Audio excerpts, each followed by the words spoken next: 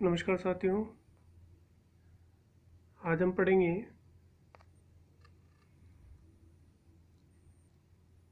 Applied physics के first semester के fourth chapter, जिसमें एक टॉपिक है surface tension.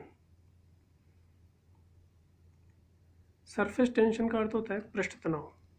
What is surface tension? Surface tension is a force acting on the surface of the liquid. Surface tension liquid पे लगता है, द्रव पदार्थों पे, जल और अन्य कोई ऑयल उन पर लगता है, उनकी सतह पर लगता है।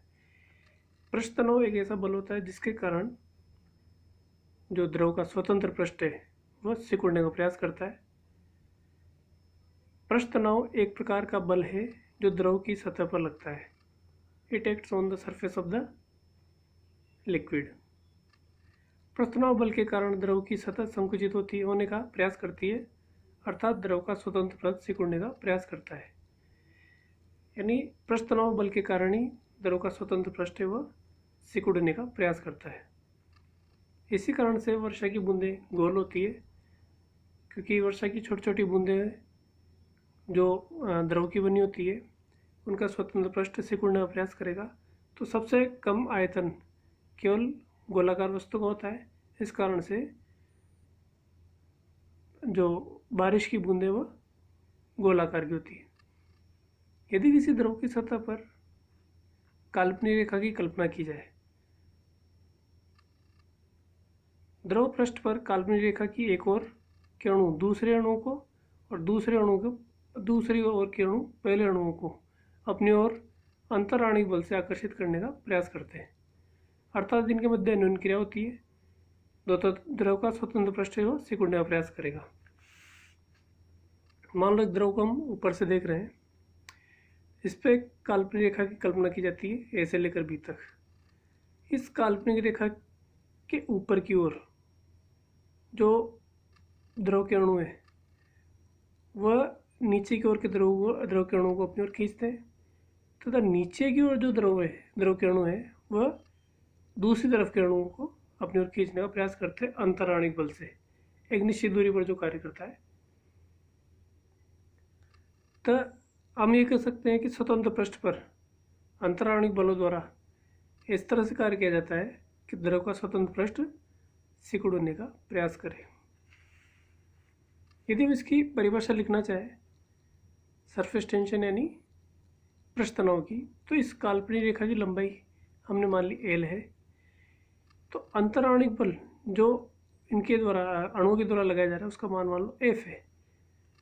तो हम ये कह सकते हैं कि द्रव के पृष्ठ पर खींची गई काल्पनिक रेखा की लंबाई की लंबवत प्रति एकांक लंबाई पर लगने वाला बल, फोर्स पर यूनिट लेंथ, द्रव का पृष्ठ तनाव कहलाता है। Is known as the surface tension of the liquid. Sir जो पृष्ठ तनाव होता है उसको टी द्वारा प्रदर्शित किया जाता है, capital T, F upon L. F जो लगने वाला बल है, एल उस काल्पनिक रेखा की लंबाई है। इसका मात्रक लंबाई का मीटर होगा और ये जो बल लग रहा है उसका मात्रक होगा न्यूटन, या एफ बराबर एल इंटू टी। पृष्ठ तनाव का मात्रक, पृष्ठ तनाव का मात्रक चूंकि देखिए पृष्ठ तनाव का सूत्र है टी बराबर एफ अपॉन एल। एफ यहाँ बल है, तो बल कोई सा भी उसका मात्रक क्या होगा न्यूटन, ऐसा ही मात्रक। एल यानी लंबाई, उसका मात्रक होगा मीटर, तो पृष्ठ तनाव का मात्रक हमारे पास आ जाएगा न्यूटन बटा मीटर। वीमा m1 L0 T-2 होगी। अब देखिए यहाँ पर पृष्ठ तनाव तथा पृष्ठ ऊर्जा। पृष्ठ तनाव के कारण ही पृष्ठ ऊर्जा उत्पन्न होती है। पृष्ठ तनाव का अर्थ होता है सरफेस टेंशन, पृष्ठ ऊर्जा का अर्थ होता है सरफेस एनर्जी। सरफेस एनर्जी यानी सरफेस के अणुओं की एनर्जी।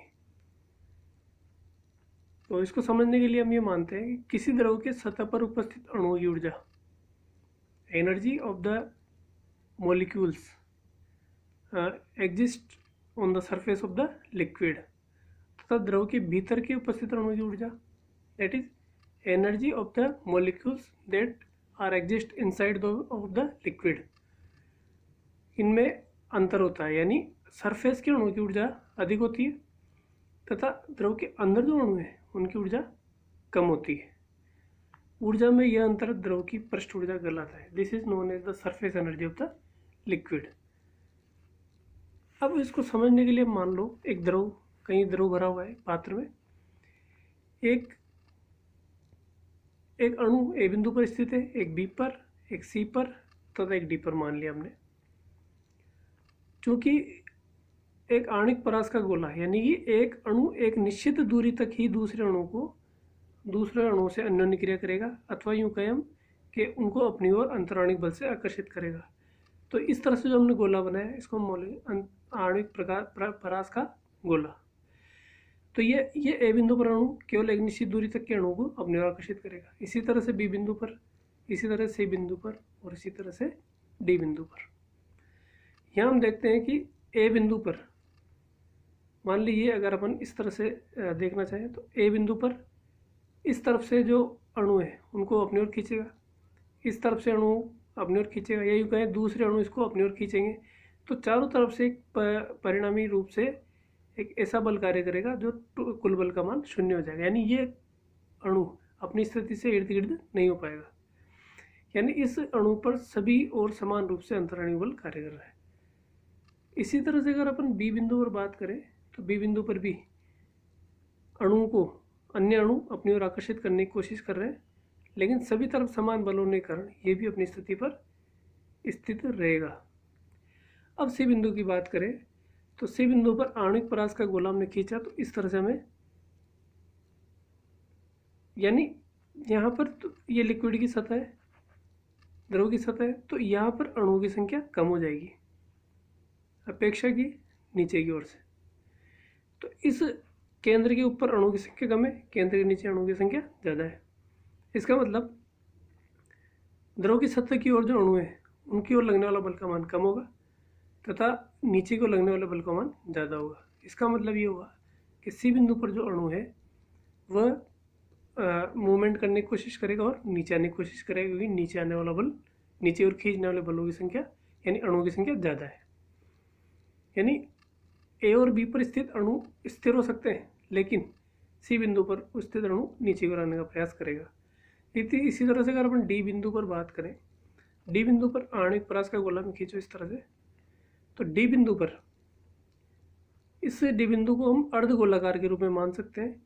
तो डी बिंदु के ऊपर की ओर, सतह के ऊपर की ओर कोई भी अणु नहीं होने के कारण यहाँ पर अंतराणिक बल का मान 0 हो जाएगा, कोई अणु नहीं है यहाँ पर।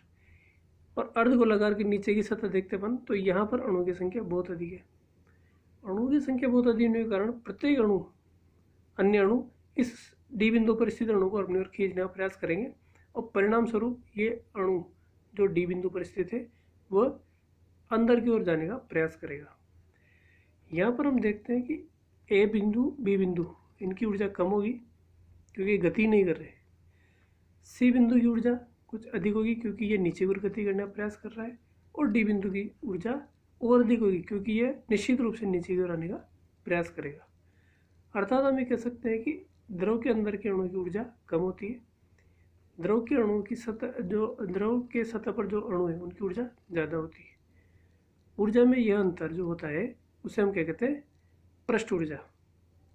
अर्थात सब अणु नीचे की ओर आने का प्रयास करेंगे, अर्थात द्रव का स्वतंत्र रूप से उड़ने का प्रयास करता है। यहाँ पर डी बिंदु पर उपस्थित अणुओं की ऊर्जा अधिक होगी तथा ए बिंदु पर उपस्थित अणु ऊर्जा कम होगी। ऊर्जा में यह अंतर, यानी पृष्ठ पर जो अणु की ऊर्जा है और अंदर वाले अणु की ऊर्जा है उनमें अंतर होता है। ऊर्जा में, ऊर्जा का यह अंतर पृष्ठ ऊर्जा कहलाता है। अब आता है सहसंयोजक बल एवं आसंजक बल, cohesive force and adhesive force. Cohesive force और एडेसिव फोर्स, यदि अपन लिक्विड की बात करते हैं, द्रव की, तो द्रव में सभी अणु एक समान होते हैं। यदि द्रव को हम कांच के गिलास में भर दें तो हमारे पास यहाँ पर 2 प्रकार के अणु जाएंगे। एक तो होंगे द्रव के अणु, दूसरे होंगे कांच के अणु। अब सहसंयोजक और आसंजक बल को समझने के लिए हम समान अणुओं के बीच लगने वाला बल, आकर्षण बल जो होगा वो सहसंयोजक बल होगा। यानी द्रव के अणु, मान लो किसी गिलास में पानी भरा हुआ है तो पानी के अणु के बीच जो आपस में बल लगेगा वह हमारे लिए ससंजक बल यानी कोहेसिव फोर्स होगा। जैसे द्रव के अणु के बीच बल, जल के अणु के बीच बल। अब एडहेसिव फोर्स, आसंजक बल। आसंजक बल का अर्थ होता है कि दो भिन्न भिन्न प्रकार के अणुओं के बीच लगने वाला आकर्षण बल आसंजक यानी एडहेसिव फोर्स कहलाता है। जैसे किसी कांच के गिलास में पानी भरा हुआ है या जल भरा हुआ है तो जल के अणु के बीच आपस में ससंजक बल लगेगा, कांच के अणु के बीच आपस में ससंजक बल लगेगा, लेकिन कांच के अणु और जल के अणु के बीच में आपस में आसंजक बल लगेगा। आसंजक यानी एडहेसिव फोर्स। जैसे किसी कांच के पात्र में जल भरा हो तो जल के अणु और कांच के पात्र के अणु के बीच के मध्य में आकर्षण बल लगेगा, जिसे हम क्या बोलते हैं, आसंजक बल। अलग अलग प्रकार के अणु के बीच लगने वाला बल आकर्षण बल। यहाँ पर कांच का पात्र है, इस कांच के पात्र में यदि जल भर दिया जाए तो हम देखते हैं कि जल के अणु के बीच आकर्षण बल लगेगा, उसको हम बोलेंगे ससंजक बल। लेकिन कांच के अणु और जल के अणु के बीच में आपस में अगर बल लगने लग जाए तो उस तरह का बल हमारे लिए कहलाएगा आसंजक बल। पृष्ठ तनाव की एक और परिभाषा होती है, क्योंकि पृष्ठ तनाव का मतलब होता है द्रव का सिकुड़ना, द्रव के पृष्ठ का सिकुड़ना। यदि द्रव के पृष्ठ के सिकुड़े हुए पृष्ठ को अपन खींचकर उसको पृष्ठ के क्षेत्रफल में वृद्धि करना चाहे तब उस कंडीशन में हम परिभाषा कैसे देंगे, द्रव के पृष्ठीय क्षेत्रफल में एकांक वृद्धि करने के लिए किया गया कार्य द्रव का पृष्ठ तनाव कहलाता है। T बराबर W/डेल्टा है। W जूल इसका मात्रक कार्य का, डेल्टा ए मीटर स्क्वायर जो क्षेत्रफल में वृद्धि करने का कार्य करता है। अर्थात अगर पृष्ठीय क्षेत्रफल में वृद्धि की जाए तो पृष्ठ तनाव की परिभाषा हम समीकरण 1 द्वारा दे सकते हैं।